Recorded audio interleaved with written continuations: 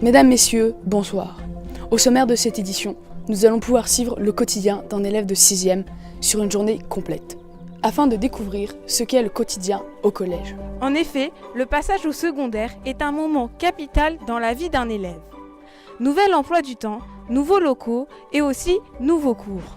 Les changements sont nombreux, il est parfois compliqué de trouver ses marques.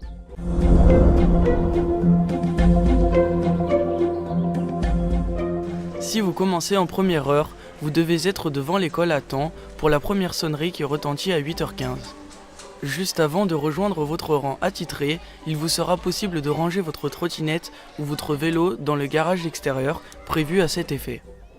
Ensuite, vous pouvez intégrer votre rang dans la cour et attendre calmement l'arrivée de votre professeur.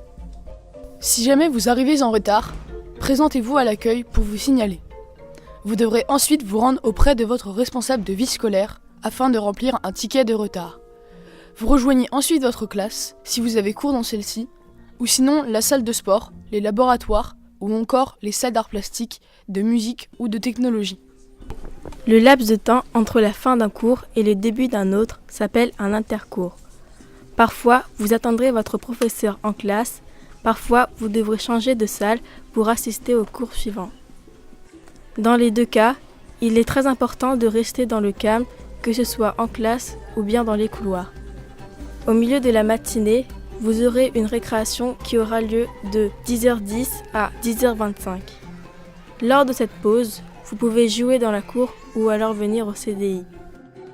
De plus, si vous souhaitez profiter du temps du midi pour lire, réviser ou travailler, il vous est possible de vous inscrire au CDI ou pour l'étude du midi.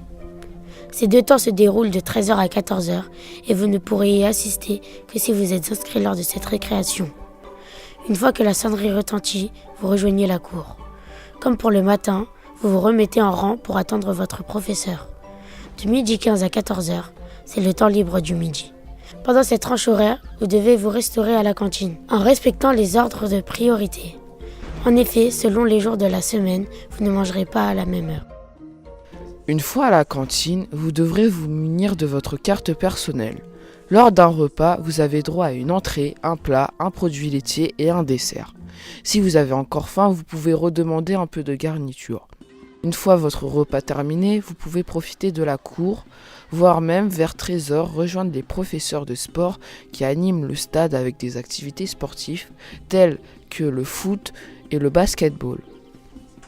Pour ceux qui se sont inscrits le matin, vous pouvez passer une heure au CDI. Là-bas, vous pourrez lire, travailler ou bien encore utiliser les ordinateurs mis à votre disposition. Vous pouvez aussi emprunter des livres pour une durée de 2 semaines et jusqu'à 2 livres en même temps. Les équipes du CDI sont à votre disposition pour tout renseignement et animent parfois des clubs lecture pour ceux qui le souhaitent. Enfin, les élèves qui se seront inscrits aux ateliers périscolaires tels que la chorale, l'orchestre ou encore l'atelier cinéma profiteront de cette heure pour y assister. Le temps du midi est aussi pour ceux qui le souhaitent l'occasion de se rendre à la pastorale pour un temps de partage et de réflexion autour du Christ et de sa vie. L'équipe de pastorale sera ravie de vous y accueillir. À 14h, reprise des cours de l'après-midi jusqu'à 15h50 quand sonne la récréation de l'après-midi. Au collège, une carte personnelle vous sera attribuée. Elle vous sert à payer la cantine, mais aussi à faire des photocopies au CDI. Pour recharger votre crédit, vous pouvez vous rendre à l'accueil pendant la récréation de l'après-midi par exemple. C'est aussi à cet endroit que vous trouverez l'infirmerie. En cas de problème ou d'égratignure, c'est ici que vous vous rendrez. Enfin, en quittant votre classe à 17h, vous veillerez à ce que votre classe soit propre et bien rangée. Voici donc la journée type d'un collégien. Pour finir, voici quelques conseils pour bien démarrer votre rentrée au collège. N'hésitez pas à demander de l'aide si jamais vous êtes perdu ou que vous avez des questions. Toutes les équipes encadrantes sont à votre disposition pour vous aider. Soyez organisés.